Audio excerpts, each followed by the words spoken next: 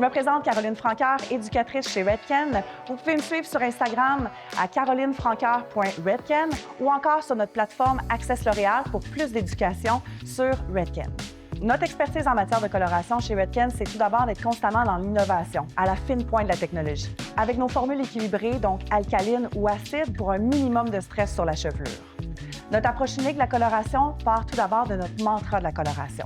Donc, chacune des zones va recevoir la coloration différemment. Ça va être important d'ajuster les colorations qu'on utilise pour optimiser nos résultats, mais aussi pour un minimum de stress sur la chevelure.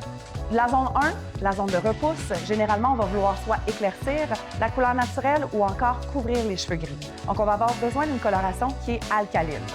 Pour ce qui est de la zone 2 ou encore la zone 3, on va préférer utiliser une coloration qui est acide pour aller refermer la cuticule et avoir une brillance inégalée. Notre portfolio en matière de coloration chez Redken est assez varié pour répondre à tous les besoins de vos clients en salon. Démystifions ensemble toutes nos gammes pour savoir à quel moment j'utiliserai une gamme versus une autre.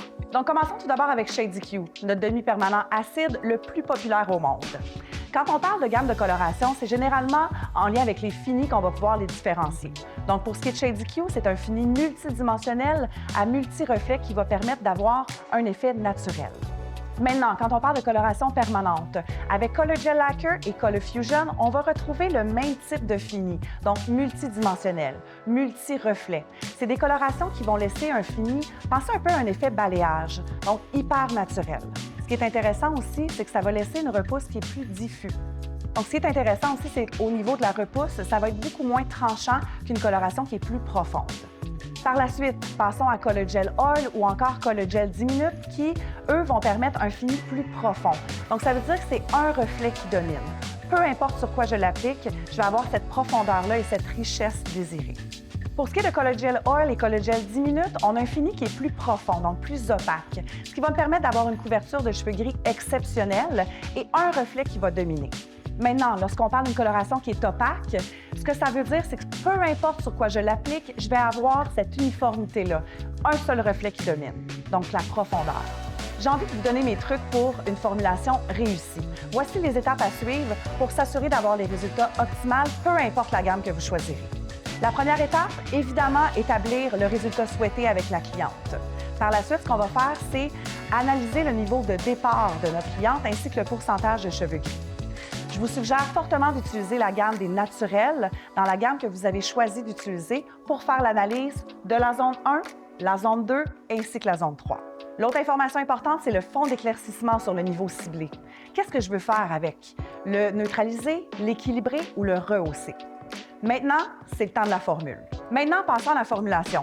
Vous aurez besoin de votre guide du coloriste pour toutes les informations importantes à savoir concernant la gamme choisie, ainsi que chacune des nuances et les reflets pour chacune d'entre elles. Autre information primordiale à prendre en considération lorsqu'on fait notre formulation, c'est les couleurs de fond. Donc, c'est une notion que vous allez entendre pour chacune de nos gammes. On a la couleur de fond noir à gris, brun à terne et sans couleur de fond. Donc, essayons d'imaginer ça ensemble. La couleur de fond de noir à gris, c'est comme un peu si je regarde le soleil et que je mets mes lunettes fumées. Ce que ça va faire, c'est que ça va neutraliser les reflets du soleil. Donc, c'est la parfaite base pour avoir une neutralisation ou obtenir un reflet plus froid. Maintenant, pour ce qui est de la couleur de fond de brun à terne, je change ma lunette pour une couleur un peu plus ambrée. Ce que ça va me permettre, c'est d'avoir un équilibre, une profondeur, un naturel au niveau de ma nuance.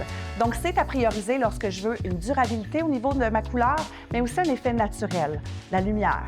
Maintenant, parlons de la couleur de fond brun à terne. Je change ma lunette et je mets une couleur un peu plus ambrée. Ce que ça va me permettre, c'est d'avoir un équilibre, une profondeur, un velcro à ma coloration qui va me permettre une meilleure longévité. Donc, on va l'utiliser pour ces raisons-là. Maintenant, sans couleur de fond, j'ai plus mes lunettes soleil, ce qui veut dire que le reflet est éclatant et vibrant. C'est la nuance parfaite lorsque je veux rafraîchir, par exemple, un cuivré pour avoir cet éclat-là sans avoir une base à l'intérieur qui m'empêche d'obtenir ce résultat-là désiré. La question que j'entends régulièrement, c'est est-ce que je peux mélanger chacune de ces couleurs de fond-là? Ma réponse est oui, s'il vous plaît.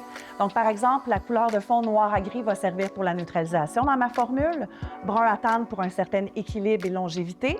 Et pour le sans couleur de fond, ça peut être le petit éclat, le petit ajout pour aller chercher cette vibrance-là désirée.